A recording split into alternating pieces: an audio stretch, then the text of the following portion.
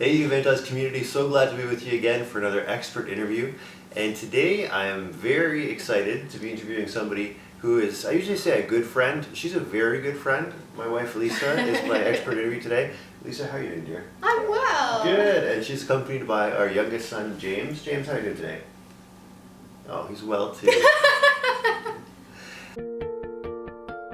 Friends, for a lot of our interviews so far, we've talked to people at different parts of professional work in the church. We've talked to campus ministers and youth ministers and diocesan directors and so on and so forth. But, you know, most of us in the Evangelize community don't work for the church full time. We have other jobs.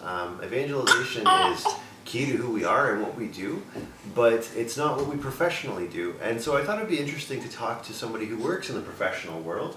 She doesn't work for the church full time, but she is a. Well, why don't I let you tell us a little bit about what you do? What do you do professionally? I run Lisa Canning Interiors, which is an interior design company in Toronto, Canada, and I specialize in offering 2-hour interior design consultations where I come into people's homes and I give them a plan.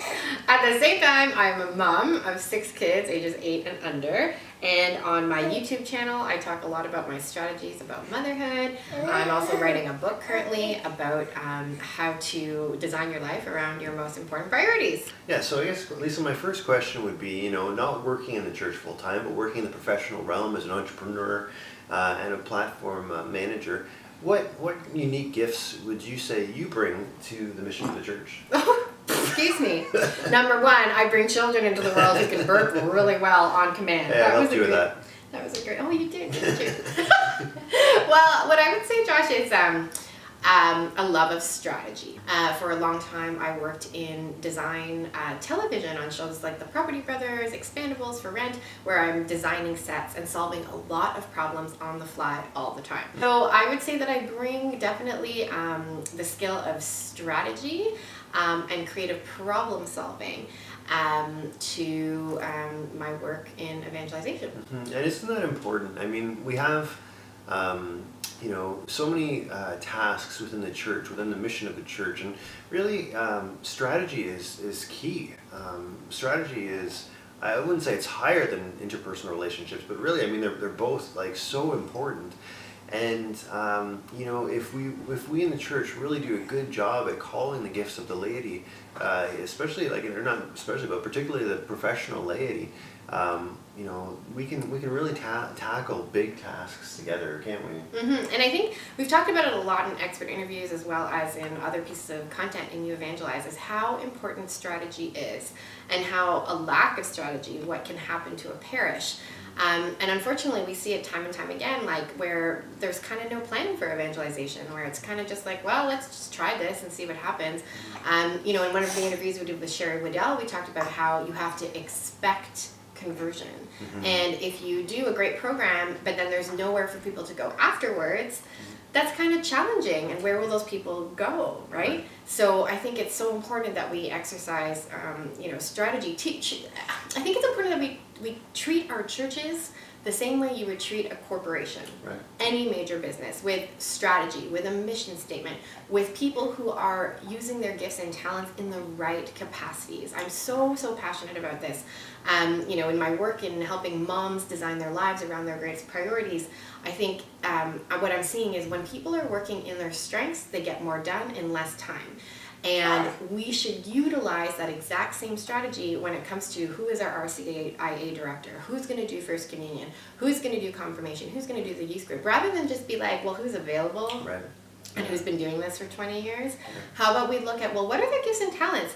That person who might have been running a liturgy or a committee for 20 years, they might be great in something else, or they might be great at their job, but my point in this whole rant is that we have to be at our strengths, because when we're in our strengths, we will flourish more, we will be more balanced, we'll be able to you know, spend time doing the things that are important to us, like being with our family, working on our own holiness, and it's just so important. We can't just put people in roles because they're there. Absolutely. And so for members of our community who are in those roles in parishes that are tasked really with being custodians of the gifts of parishioners and calling them into the mission of the parish, I think that's something to keep in mind. Another thing that you hit on that struck me is people coming from the business realm, secular realm.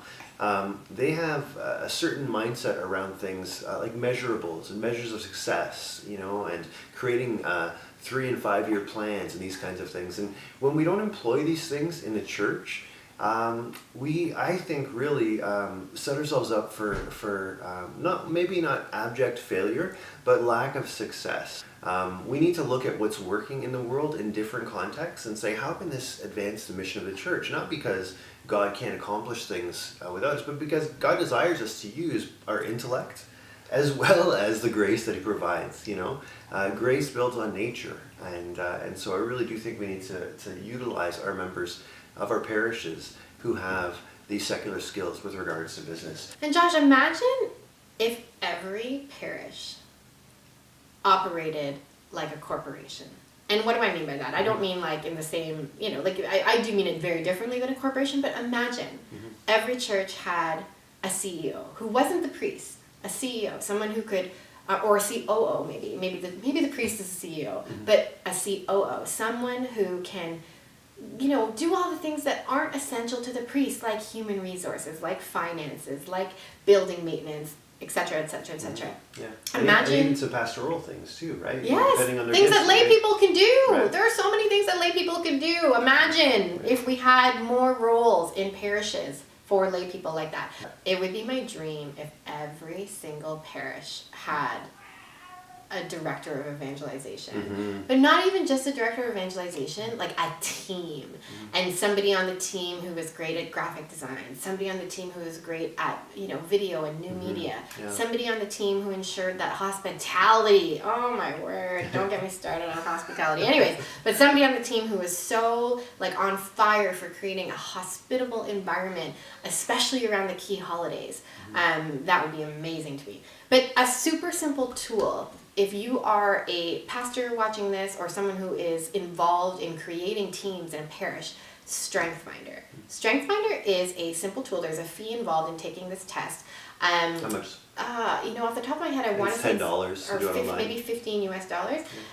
It's about a 40-minute test, and what it does is it ranks someone out of 34 predetermined traits, their top 5, and it is an amazing, it's the most efficient tool that I've found. There are many personality tests that exist on the market, but this is one of the most, it's the most, as I recommend it all the time, just the most efficient tool to understanding how somebody is hardwired to work. We come with, obviously, lots of past experience and training and education that influences how we do things, but I find StrengthFinder can, if you can leverage a person's strengths, make sure that they're in key, positions that are tailored to their strengths, support them with people that have the opposite or complementary strengths, you can it's just so amazing. There are parishes that do StrengthFinder training and workshops for their all the parishioners. For all the parishioners, yeah. for all of their leadership teams, and it can be really, really powerful. And we need to be embodying these. We need to be employing these gifts in parishes.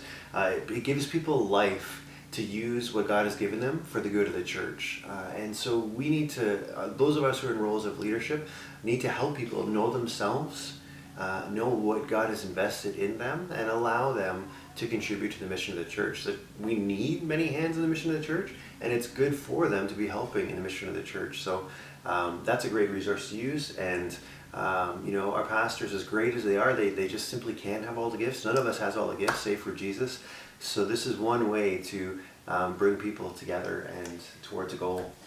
Imagine every church had a marketing department where, there was someone in charge of the overall plan, where there was someone in charge of graphic design and creating videos. What if every church had a YouTube channel, for example? If Jesus is the most important thing that we can give people, why aren't we investing time, energy, resources, and money into telling people about him? Right. You're talking like billboards and stuff like that, like reaching the community? Whatever's gonna work. Billboards, flyers, ads on Facebook, inviting people to service on Sunday, inviting people to Alpha, inviting people to anything at all. If Jesus is our most important thing we can bring people, Why aren't we telling them about it? Well, you know, a Protestant church, an evangelical church, where their missions budget annually is $500,000. $500,000. Right. They spend $500,000 in ensuring that there is a priority put towards telling people about their church.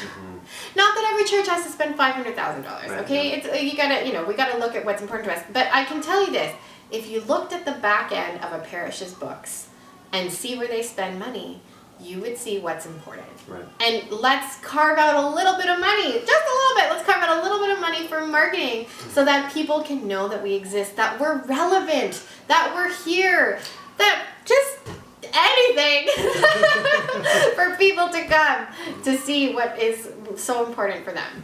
Yeah, you mentioned before we were filming about how there was a time when the culture was Christian, Oh, and so it wasn't as important necessarily to maybe do this type of outreach where you're sharing the message of why your church is important Yeah. and the gospel. Father James Mallon explains it so beautifully in his book, Divine Renovation. The culture 50 years ago, 70 years ago, it was Christian, Catholic. You didn't need to, the Catholic Church did not need to market because everyone was Christian. I'm sure there were people who didn't go to church, or I'm sure there were people who kind of just went but didn't really live their faith fully, but you did not need to market. It was just not necessary. But now there are so many places that someone can find meaning. Meaning, truth, their type of truth, like so many places. We've got to get in there. Absolutely. We've got to get in there. Come on. I heard once that the church needs to use new methods, new ardor, new expressions, and in evangelization, and that's what I'm hearing when you're speaking right now. I love this woman. Check it out. The baby's crying. I should Yeah. probably go and Yeah. take care of him. So Lisa, another question I'd like to ask. So you're not a trained theologian. You are a mom of 6. You run your own business. You have a husband who's a great guy, but who's not necessarily the easiest guy to be married to in come some on now. ways. So amidst all that stuff, how do you find time to evangelize in your parish? Oh my word. This is a great question, and it's a question that we get asked quite often, just like how do we manage our lives with the number of children that we have especially. And to be honest, I don't have an easy answer. We don't have any kind of magic anything that we do. But what I would say to sort of continue this word that's come up several times is strategy. So we employ a great deal of strategy in our personal lives as well as in our professional lives to ensure that we're, as much as possible, always in our zone of unique greatness. So what is something that only I can do? And everything else is then delegated or automated or completely deleted from our lives. So to be honest, and we talk about this a lot in Evangelist Basecamp in module number 1 on your identity.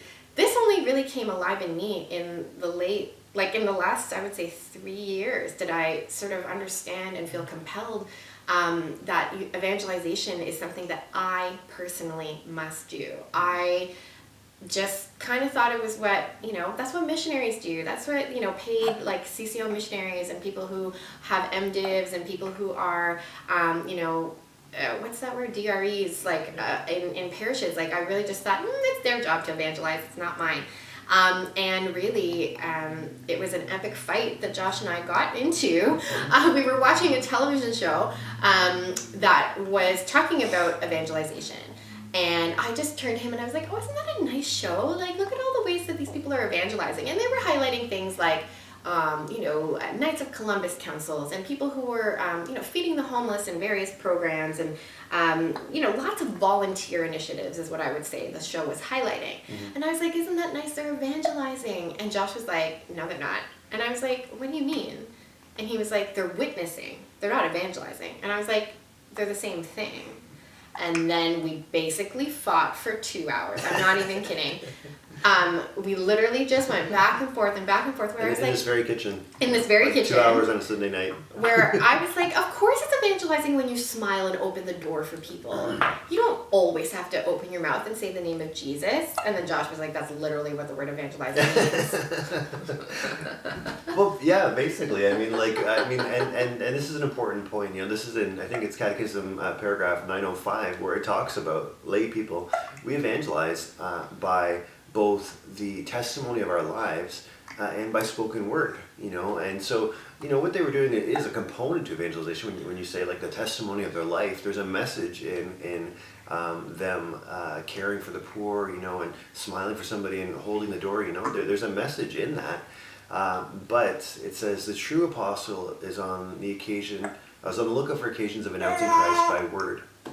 And that's the thing that we Catholics, I think, often, that's like Lisa was saying, we want the professionals to do that. We don't want to be the ones who are articulating the words. But if we want to be true apostles, we got to be looking for those occasions. So the funny thing is the opportunity came the very next day. So we had this epic 2-hour-long fight on a Sunday. Which is one of our shorter fights, I should say. And I left the conversation with the mindset and understanding that witness is mainly just an aspect, like a portion, like a tiny portion of evangelization. You have to actually proclaim for evangelization to actually occur. So I had this in my mind, and I remember riding the subway thinking about it still on Monday morning. At the time, I was working in design television in an office where we were planning renovation stories. And it was very funny. So in my very, very secular office of design TV, I was sitting across from the associate producer. And it just so happened that we had on the show of this big renovation show, a pastor. It was a pastor and his family. And my colleague turned to me and said, Lisa, I'm writing this scene, you know, we're going to put them in this kind of a situation. Is this appropriate for a pastor? And I was like, yeah, that's totally fine. Like, it was an innocuous scene, but she didn't know. She wanted to make sure that the family would be comfortable. How did they know you were a Christian? They knew I was Christian. Yeah. Absolutely. Which is important. Yeah, they absolutely knew I was Christian, but like, yeah, I definitely wasn't talking about it to anybody at work per se or explaining anything. Right. So then she asked me, okay, yeah, so will the pastor and his family be comfortable in this situation? I think it was just like, we want to take them to a party, or it was just some kind of social situation. She wanted to make sure they would be comfortable. And I was like, yeah, no problem. That would not be uncomfortable at all.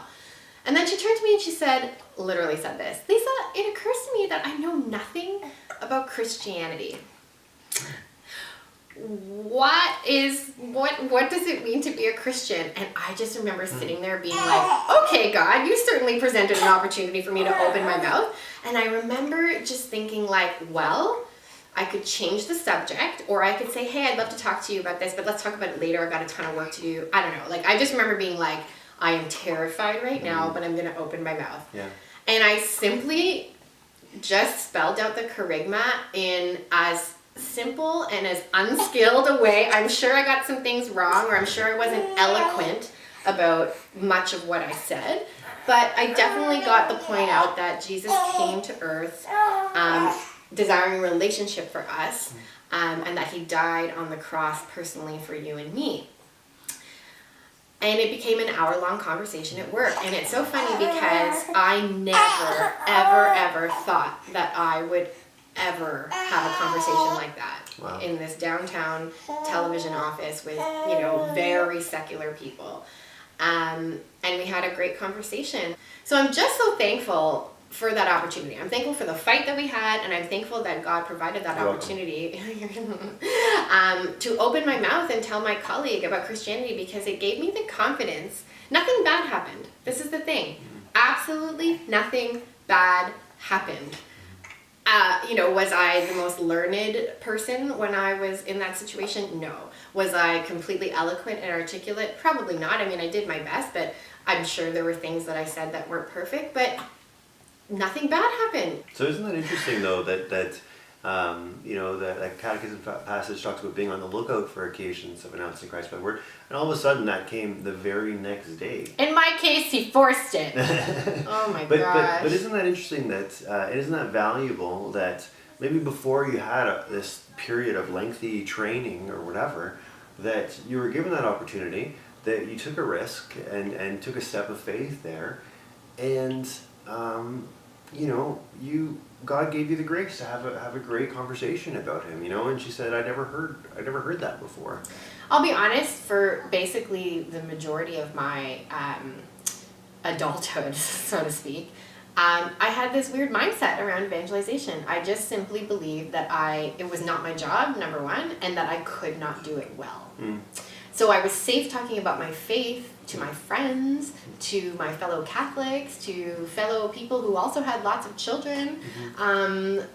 Very comfortable and very safe too. You know, and I would say that there were times that, per se, you could say I was evangelizing them too, in a way, by providing encouragement or by, you know, reminding them that Jesus was there for them in hard times and whatnot. But I definitely was, I don't want to say it's so far that I was living a double life, but, you know, I was very comfortable speaking to Just believers. And very, very uncomfortable speaking to people. And where do you think that comes from? How come do you think it was such a foreign idea that you, a laywoman, that's your role to talk about Christ to others? You know, that's a great question. It's not like nobody told me, like, you should not speak. I don't think that it was ever, like it was never explicitly said you should not speak out on these topics. Right.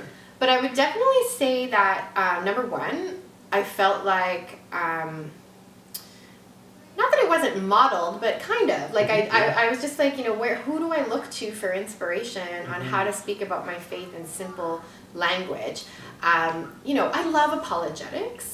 I think they're very valuable, like these great lofty thinkers who produce amazing, you know, video and CD content that's very apologetic based. I think it's so important that we can understand and articulate our faith. But what I didn't have a grasp of was how to do the step before that, right? Yeah. Apologetics is so important. Because, yes, you want to get to the truth of the matter. You want to, you know, clear up misconceptions. You want people to understand, no, this is what the church teaches and why it's helpful to your lives. But you kind of can't just, like, meet somebody and be like, here's all the truth about everything. Right. You need to have relationship with them. You need to establish a place of trust rather than going from lifting, like, 0 weights to 100 pounds with one arm. Right. You know, okay, let's do the 5 pound and the 10 pound and the, you know, 15 and the 25. The problem with me is that I was staying in the 0 pounds for basically my adulthood because I was afraid. Right. And to be honest, the other thing I want to bring up is that there are legit reasons why one should be afraid. In the sense that there are people out there who speak very loudly about their distaste of what Christians or what conservative thinkers might believe. And so there are legit reasons why one would be afraid. And I think what I had to really come to terms with in myself was that this is important to who you are. Like, my faith, my belief in Jesus Christ and the teachings of the Catholic Church are essential to who I am as a person. Right. It's not like a nice add-on. It's not like Lisa Canning, like, is good at interior design and by the way, she, like, likes Catholicism. Right. No. Right. It defines me. It's my identity. It's my my makeup, my intrinsic makeup is being a child of God. And I really had to understand and shift that, like, if that is who I am, why should I be ashamed or be afraid? I simply just need the tools to do it well. And that's what I think, certainly I was also feeling very nervous about. I guess I hadn't also been exposed to the tools of how to do it in a way that wasn't, like, gonna come across as, like, weird or scary. In our interview with Marcel Lejeune, he says, like, don't be weird, you know, don't go just, like, screaming down the hallways of your grocery store, you know, and of course there's time and a place for exclamation and excitement, obviously, but, you know, I guess I just really wasn't sure, where do you go from, like, a relationship with a person, to something like apologetics? Like, what does that in between look like? Right, yeah. That's the part that I didn't know. Yeah, and isn't that funny that, I mean, we in the Catholic Church, we tend to be better at those later things and not good at the beginning things, you know, and it's really funny. You can even imagine it more like a dartboard, we're good at the stuff around the periphery, you know, so like we might say, oh yeah, like it's important to be able to explain the Immaculate Conception or the Assumption of Mary or the church's moral teachings around sexuality and contraception and things like that. But if we're not able to give them the center and the core, then really, I mean, again, we can only take them so far. And when you have this sense of what the core message of Christianity is, what you were able to give to your friend, then that's something to sort of anchor you back. So maybe you're dealing with these peripheral things with with apologetics, but you know where you're trying to bring the people to. You're not just bringing them to the truth of the church, but you're trying to bring them to the person of Christ. And I would say probably, like what you say, I think a lot of us can relate to that we don't really have a lot of models of that in the Catholic Church, of lay people doing that. And we're not exactly typically being equipped at the parish level to go out and give that message. You know, we hear it. We've probably heard it 1,000 times in our life. Go and announce the gospel of the Lord.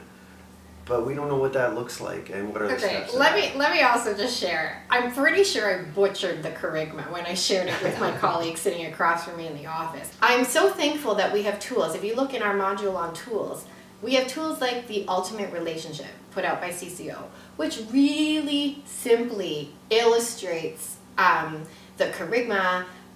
It had that great relationships diagram tool is included in that. You know, we've got great simple tools so that when you are in a situation like that, you can share that really simple tool. If you don't want to memorize it yourself, pull out the little booklet, right? Right. So I think that's another important thing, just taking myself back to that moment. While I probably butchered it, what's wonderful... I think you did better than you think. Well, okay, whatever. But what's wonderful is that you don't have to butcher it, is what I'm saying. You can literally, in your pocket, carry around an Ultimate Relationship Guide or another tool that can really simply bring somebody into a conversation of faith in that way. Yeah, I want to make the point that, you know, well, there's two things I want to focus on a little bit. One is that... that moment, I think, you know, just knowing you from talking about this with you, was a beginning for you. And I know that after that, you came home from that experience deeply, deeply excited that you had this opportunity to talk about your faith with somebody in work, and that you had the boldness to take that opportunity, despite feelings of being unqualified to whatever degree. But it also set you on a path of seeking out those occasions in other ways. Why don't you just tell us a little bit about that, about how you, Lisa, layperson, you know, had this new heart for reaching out to people who don't know Jesus? So again, I had this mindset that the only way you can like evangelize in a professional manner, so to speak, is if you worked for the church. So meaning you were like a youth minister or you were a pastoral associate. So I was kind of like, okay, I've got this like fire in me now. I'm compelled. But I, again, didn't really know how or what. And like in a professional setting, you know, you might not invite somebody to a Bible study, for example. But you might. But, you know, there might need to be a step before that, right? If they've never picked up a Bible. So interestingly, not long after this experience, Josh started working for Alpha. And I was like, okay. Here's a very interesting, I wish Alpha existed it existed, but I wish I knew about Alpha when that situation happened with my colleague, because I could have very easily been like, hey, we run this thing at a downtown church. I could have found a downtown church about literally the essentials of Christianity. You know, would you like to come with me to this? And it would have been a completely like not weird environment. You know, Alpha is very strategic in the way that they explain that you should make this for the person who's going to be the most awkward person in the room. So I would have been able to bring her to that. Come to think of it, I should email her about that, because we're still friends. I can still invite her to an Alpha. But anyways, what I'm trying to say is that when we found the tool Alpha, it then presented an option for me. So creating these ways, you know, these shallow ends of the pool, so to speak, these entry points in a parish where you can invite somebody to something that will be accessible on their level, was a real game changer for me. And so I've been involved in running Alpha for the last, you know, I guess 3 years or so, 2 years, at our local parish, and I'm definitely a large proponent of it because of its accessible nature. Awesome. So you spoke about the ultimate relationship put out by CCO. You talked about Alpha. I know that coming back from the New Evangelization Summit last year, you were also very emboldened to use a particular tool or part of a tool with friends, and you again, I would say in a new way, had this sense of urgency that I want to share this message with friends. Why don't you tell us a little bit about that tool or aspect of the tool? Okay, so let me again remind you how afraid I was to evangelize. So I had all these people in my head, like, oh, I really want to talk to this person about Jesus more. I really want to, like, I know this person kind of goes to church, but I know they don't always go, and I know this person has not gone in a long time. So I had these, like, lists of people in my head, so to speak. Yeah. And one person happened to be my personal trainer. So it came home from New Evangelization Summit, and I literally had it in my head. I'm going to share this with her at the first opportunity. Mm-hmm. So she came over not shortly after the summit, trained me, and left. Because I was too afraid. Mm-hmm. She came over another time, trained me, and I remember in my head being like, okay, do it now, do it now, do it now. Mm-hmm. And I'm pretty sure the second time she also left. And then finally, I remember I prayed for the opportunity. I was like, God, just give me the opening, give me the opportunity, and I will do it. And I think she said something like, I've been thinking a lot about Alpha lately. And I was in plank, which is this horrible exercise where you're like on your elbows, looking at the floor. My legs are up behind me. I can't write anything down in this position. And I literally said, hold on, just hold on. Mm-hmm. Ran and I got a piece of paper and a pen. And I just drew out the relationships diagram. Really simple tool. We talk about it in the module on tools. And literally right then and there, and she made me go back into plank, PS, because she's a personal trainer. I asked her where she would like her relationship with Christ to be. Mm-hmm. And it opened the door. She came to Alpha afterwards. Yeah. And now she's on a journey. So I did it with another friend of mine at a restaurant. We were just, it was late. It was maybe 8:30 or something. We decided to get in a very impromptu bite. And she was another person who I felt super compelled. Mm-hmm. I think she asked you about your happiness, like why you were so, why you're so happy.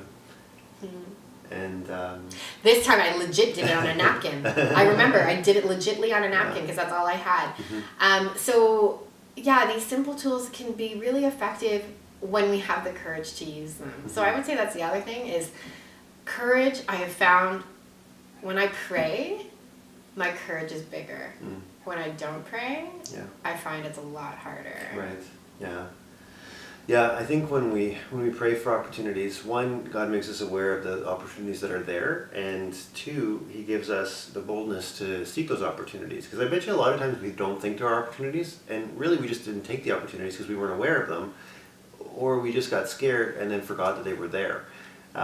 So I think it is really important, Lisa hit on that, to allow ourselves to be used by God, but to pray for these opportunities, pray for the people that we want to bring to know Him, and amazing things happen. How do you think your life would be different if you never uncovered this call to evangelize? That's a great question. I don't know if I'd have as much joy. It's so interesting. Okay, so we started You Evangelize together. With Michael Dobb. Yeah. And I had no idea the impact that starting You Evangelize would have on my own faith life.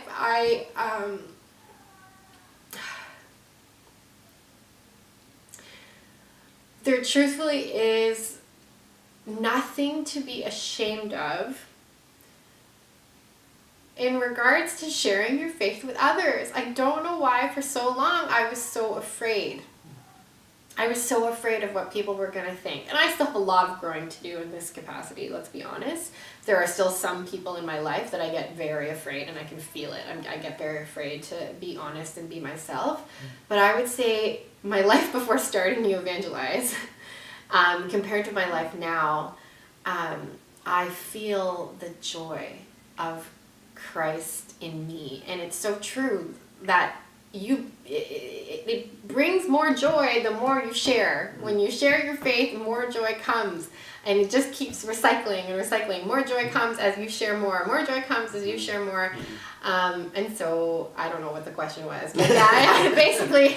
How would your life be different if you didn't have this sense of being called to evangelize? Yeah, I definitely think I would have less joy. Evangelization has been a key component in deepening and growing in my own faith life. And then one last thing I'll just share is my children have become natural evangelizers because they see us doing it. It's so fascinating. Of course, children are different. Children don't have the same fears and the same insecurities that adults have. Obviously, which is beautiful. It's so beautiful to watch. My son will left, right, center in the schoolyard. Are you coming to Alpha? Are you coming to Alpha? How come I didn't see you at Alpha last night?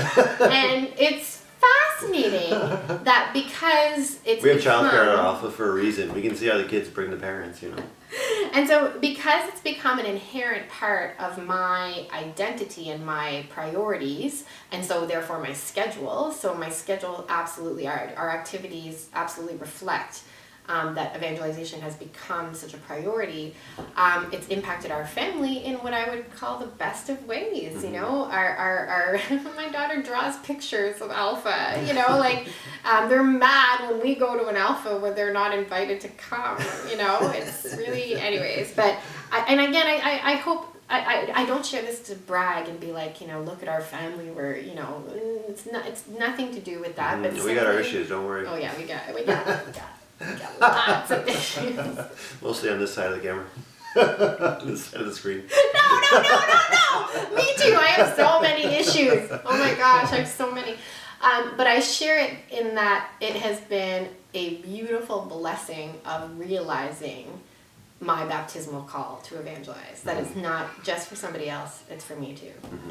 Yeah, I just want to point out, while we're talking about this, that evangelization has became part of your identity. It also became part of your family identity. I think that's a really interesting thing. I think families are really key to the new evangelization, and I'm pretty sure that's not an original thought. Okay, so what is one thing that you wish that everybody knew about evangelization? That you can do it. You don't need an MDiv. You don't need years of experience. You don't need a business card that says that you work at a local parish. You don't need, formal, intensive training. But here's what you do need.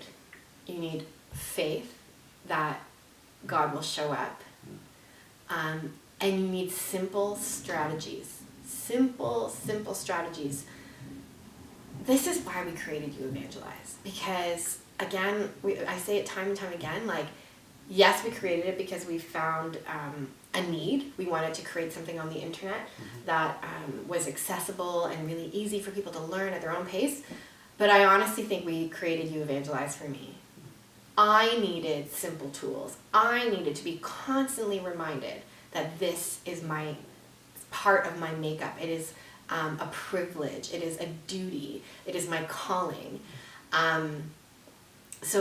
And it doesn't need to be perfect either, right? So that's what I would say is that with a lot of faith and with simple strategies that, you don't need an MDiv, you just need a little bit of time to familiarize yourself with.